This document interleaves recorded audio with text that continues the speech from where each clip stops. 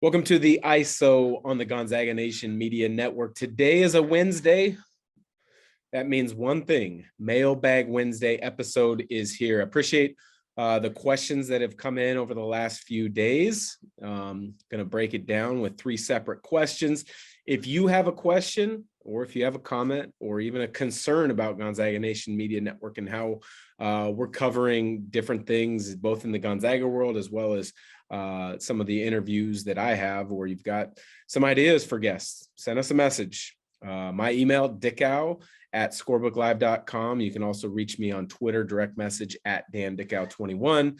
Gonzaga Nation Media Network has a Twitter, Instagram, and YouTube account. That would be Gonzaga Nation SI. Like, subscribe, review, send us any questions there. But let's get right to it on Mailbag Wednesday, this being Wednesday, June 8th. So first question comes from Tim in Deer Park. Well, Gonzaga, his question, Gonzaga has re-added Rasir Bolton as well as now transfer Malachi Smith. Who's the guard that's left out? Thanks for putting me on the spot, Tim. That's a difficult one. First, we'll just kind of glow over each of the backcourt members, and it's a lengthy list. You got Nolan Hickman, Julian Strather, Rasir Bolton, Hunter Salas, and Malachi Smith, and kind of the unknown right now, Dom Harris, because he, as a freshman, didn't play much behind Kispert, Ayayi, Suggs. Last year, he missed the entire season with an injury. I think he's kind of that unknown. I think he's got a tremendous amount of potential. We just haven't been able to see it yet. So who's the guard that's left out? I don't want to answer that one because I think I think each of those guys are going to have their moment to shine in different ways this upcoming season. Practices later this summer when everybody gets on campus, practices in the fall are going to be fascinating to see who's really getting after it. I would not, and I hate to say this, I would not be surprised if one guard is left out and decides to transfer. I hate to say that as a Gonzaga fan, but it's going to be fascinating watching these guys kind of battle it out. Now, I say this with the caveat. If Gonzaga plays a lot of four-guard lineups next year, which I think they very well could, we might not see a guard transfer at all. So I just kind of want to play both sides of that right there. That would be my hope, because I think with the skill and some of the size that Gonzaga has, I mean, I see Julian Strather as being big enough to play the four at times. You look at Gonzaga's Final Four run, Kispert played a lot at the four that year. Why not go a lot of four-guard lineup? Then you can get plenty of minutes for each of those guards that I mentioned, because, each one of those guys brings a unique skill set to the team, to the program. Nolan Hickman, I think, is the next great Gonzaga point guard. He's extremely creative with the ball. I think in pick and rolls, you're going to see him be very good this year. I don't know if he's going to be at the level of Andrew Nembhard, who was one of the best pick and roll players that I can remember in college basketball in quite some time, but he's going to have every chance to shine this year. And I expect big things from him.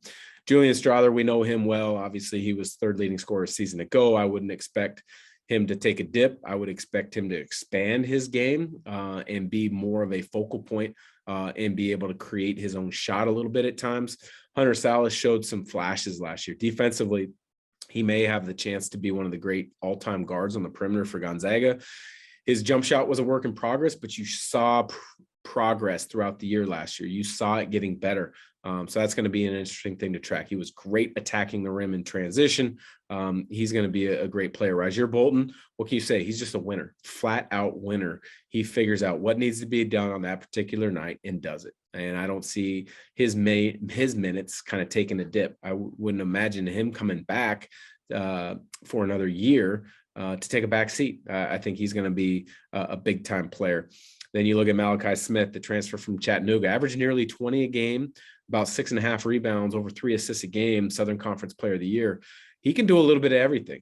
I think he's a versatile guard. I don't think he's a true point guard. I think he's more of a kind of two guard who can play point guard at times and make point guard plays. So I think he's going to be fun. I think that the interesting one to watch and track is Dom Harris.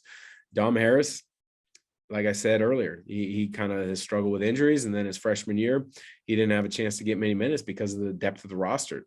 The depth in the backcourt is big this year.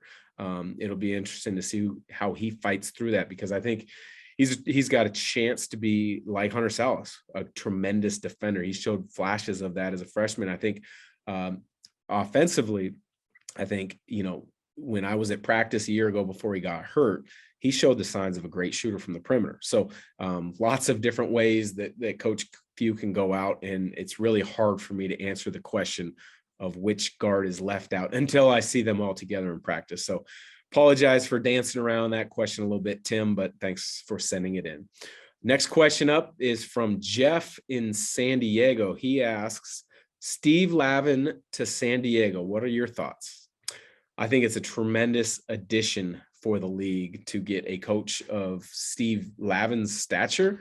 I think it's a tremendous, personality to add to the league. You look at what he did collegiately coaching at UCLA and St. John's, getting teams to the NCAA tournament almost every single year as a head coach, and then spending a number of years as a television basketball analyst at the college level. Spent some time at ESPN before he went to St. John's, and then the last couple of years, Pac-12 network, as well as Fox. And I think he's got a tremendous passion for the game.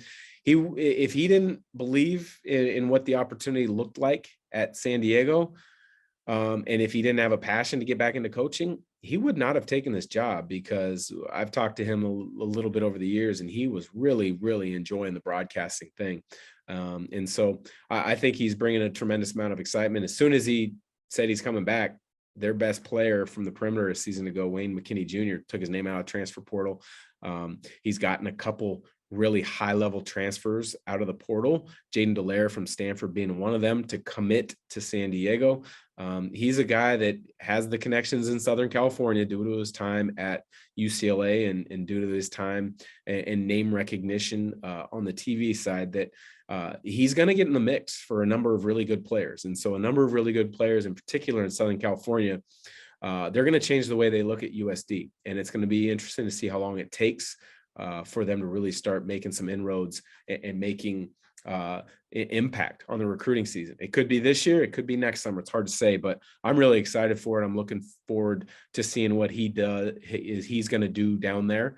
Actually been texting back and forth with him to try to find a time that works for both, to have him on the ISO podcast. As if you're a frequent listener, you've seen over the last few weeks, we've been having one interview with a WCC coach each week. And so the last ones to add to that list are going to be Herb Sendick, Steve Lavin, and then a couple of the Gonzaga coaches on the staff. So I'm excited for Steve Lavin to USD. I think it's great for the school. I think it's great for the WCC.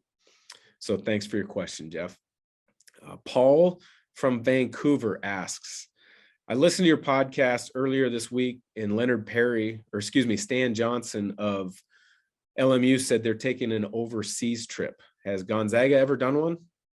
Well, Paul, thanks. And I misread that question when I said Leonard Perry and not Stan Johnson to start. So that was my bad. But GU's never taken an overseas trip that I know of. Ever since I've been involved with the program, they are, as a recruit to then as a player to now as a former player, broadcaster / fan, I guess you could call it. Never known them to take an overseas trip. And what they have done is they've played a couple games overseas during the regular season. I know they've played in Canada, Vancouver, BC, a couple of years back when Kelly Olynyk was in college. They played at the Rogers Center against Hawaii, I believe it was. They were a part of one of those U.S. Armed Forces games in Japan a number of years ago. The game, I think it was Michigan State. It was cut short due to condensation on the floor. But as far as an overseas trip in the late summer, early fall, like a lot of colleges take, no, Gonzaga's never done that. And I think one of the big reasons why is Gonzaga's always had a lot of international players, and many times those players have played for their national team. And so they've spent a lot of time with those national teams, training over the summer, competing in the summer. And Coach Few's always been very mindful of getting guys a break, especially towards the end of summer before, they get back to school and things are truly geared up. And then the other part is, Gonzaga's had a number of players over the years, whether it was Matt Santangelo, myself, Blake Stepp, that have played for USA Basketball, or they've gone on another overseas trip with an entity like Athletes in Action, which is a faith-based organization. I know Corey Kispert took one of those trips a few years back. Roger Powell Jr. has been a head coach on one of those trips. So they've encouraged guys to play for their national teams if they're given the opportunity, or they've encouraged guys to be a part of overseas teams if they're invited to play. And so I think that's been a great opportunity for many guys. I know for myself, it was a great opportunity, and I learned a lot about it. I grew as a player from it, and it was great to represent my country. But I don't remember GU ever taking an overseas trip, and I honestly don't think they have anything in the works, at least from what I've heard. That may change in the coming years as COVID is finished. Guys have you look at the list of schools that are doing one this upcoming year. There are a lot of programs taking overseas trips. It kind of gives you a jump start on your new year. I think with the transfer portal and many schools adding so many guys and trying to get up to speed before this season, I think that's something that can really be a benefit. And I think that's why a lot of schools are taking advantage of that opportunity, that rule this year to do that. So, Paul, appreciate the question again. If you as a listener have a question, send it our way. Gonzaga Nation SI, YouTube, Instagram, Twitter, or send it to me, Dickau at scorebooklive.com. So for the ISO, I'm your host, Dan Dickau on the Gonzaga Nation Media Network.